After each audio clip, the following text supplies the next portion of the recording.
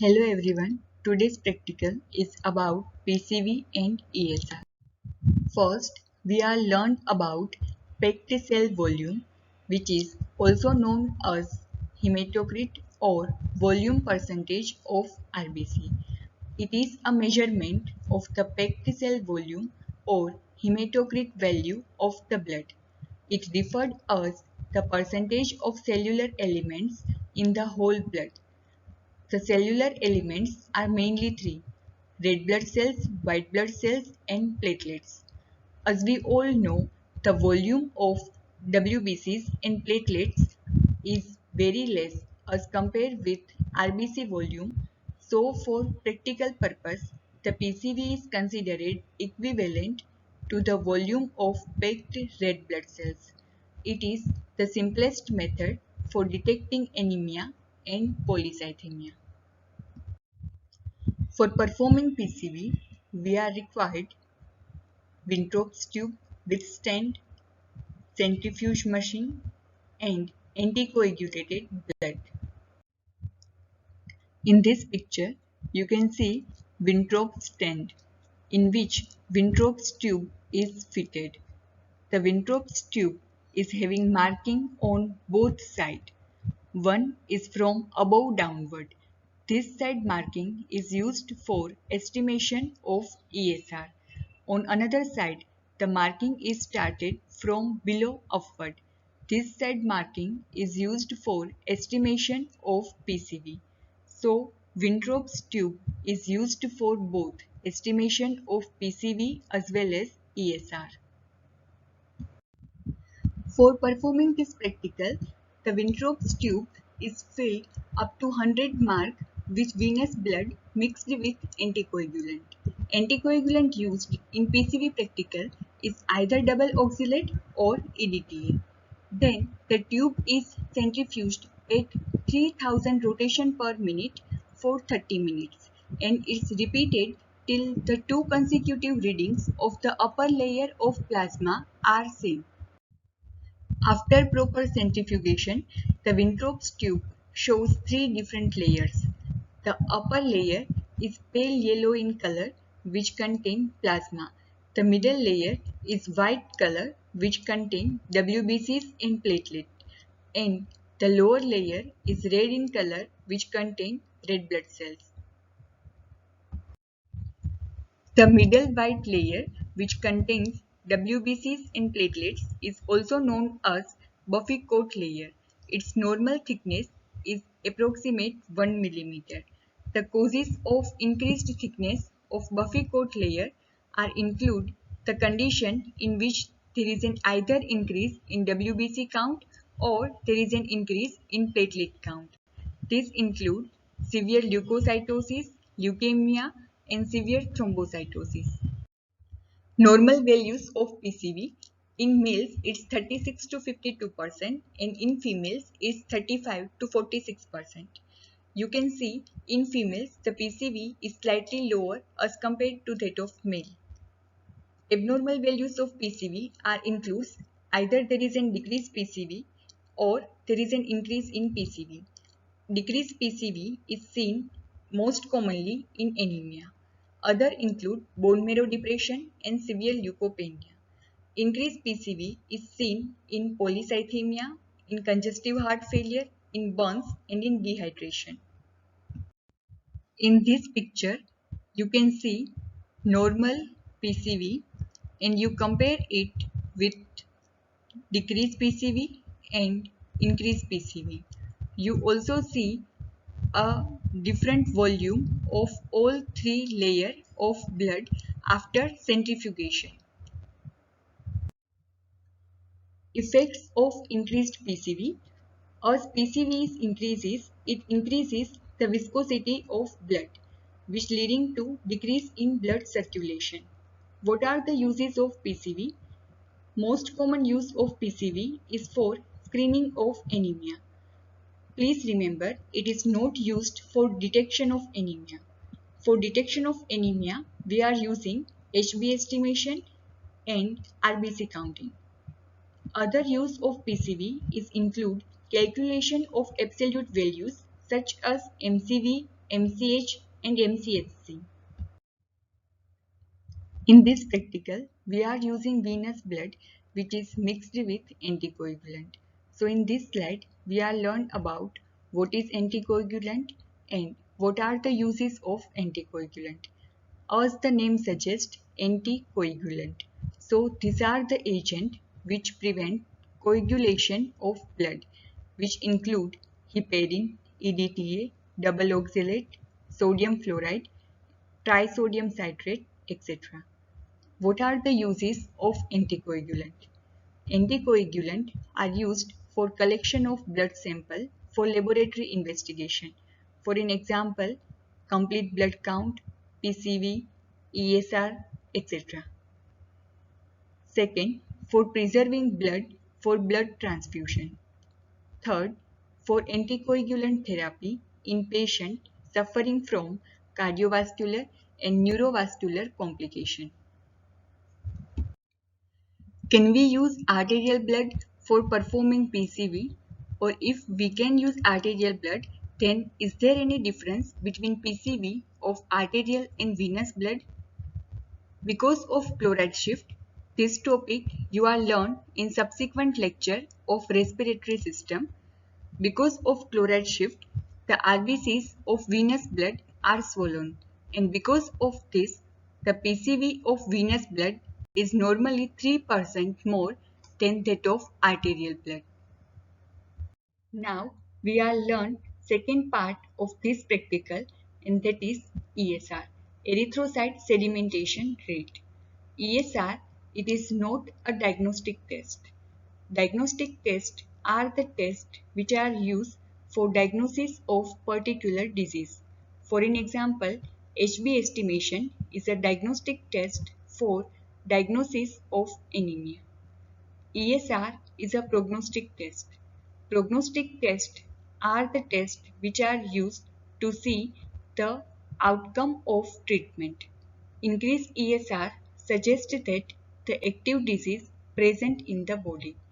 For an example, in tuberculosis, the diagnostic tests are chest X-ray and sputum examination, while the prognostic test is ESR. ESR denotes the rate at which the cells in the blood settle down over a particular unit of time, which is usually 1 hour. It expressed in millimeter in 1 hour. Sedimentation occurs because the density of RBCs are greater than the oxalated or citrated plasma. Most important factor which affect ESR is Rulux formation of RBCs. Now, what is Rulux formation? Rulux formation is a piling of RBCs one over another.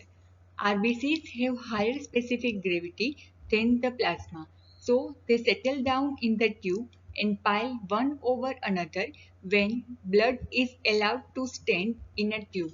Rulux formation is modified by protein fraction of the plasma. It is retarded by albumin and is directly proportionate to the concentration of globulin and fibrinogen in the plasma. There are two methods for measurement of ESR. One is Weston Green's method and second is Winthrop's method. In Weston Green's method, Weston Green's pipette is used which is 30 cm long, while in Winthrop's method, Winthrop's tube is used which is 11 cm long. Sodium citrate is used as anticoagulant in Weston Green's method, while double oxalate is used as anticoagulant in Winthrop's method. Weston Green's pipette is marked from 0 to 200 mm, while Winthrop's tube is marked from 0 to 10 mm. Weston Green's pipette is used for measurement of ESR only, while Winthrop's tube can measure both ESR as well as PCV. Normal value of ESR by Weston Green's method in male is 2 to 7 mm at the end of 1 hour, while in female it's 5 to 12 mm at the end of 1 hour. Normal values of ESR by Winthrop's method in male is 0 to 9 mm at the end of 1 hour, while in female it's 0 to 20 mm at the end of 1 hour. As you can see, the ESR is slightly higher in female as compared to that of male. This is due to low RBC count in female. In this diagram, you can see Weston Green's pipette and Winthrop's tube. Weston Green's pipette, it's a pipette, so it open at both the end. It has a marking from 0 to 200. It is 30 cm long and it can measure only ESR. While Winthrop's tube, it's a tube, so it open at only one end. It has a marking started from above downward, which is used for measurement of ESR. On another side, the marking is started from below upward, which is used for measurement of PCV. It is 11 cm long tube. Measurement of ESR by Weston Green's method. First, you have to draw blood up to 0 mark in Weston Green's pipette from a bulb containing 2 ml of citrated blood. Then set the pipette upright on the Weston Green stand. After 1 hour, read the upper layer of the blood in millimeter. In this diagram, you can see Weston Green's pipette with stand. This is Weston Green's pipette. This is Weston Green's pipette presented in the stand.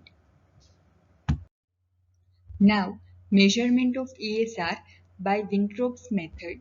First, you have to draw blood up to 0 mark in Winthrop's tube from a bulb containing 5 ml of double oxygenated blood. Then, set the tube upright on the Winthrop stand.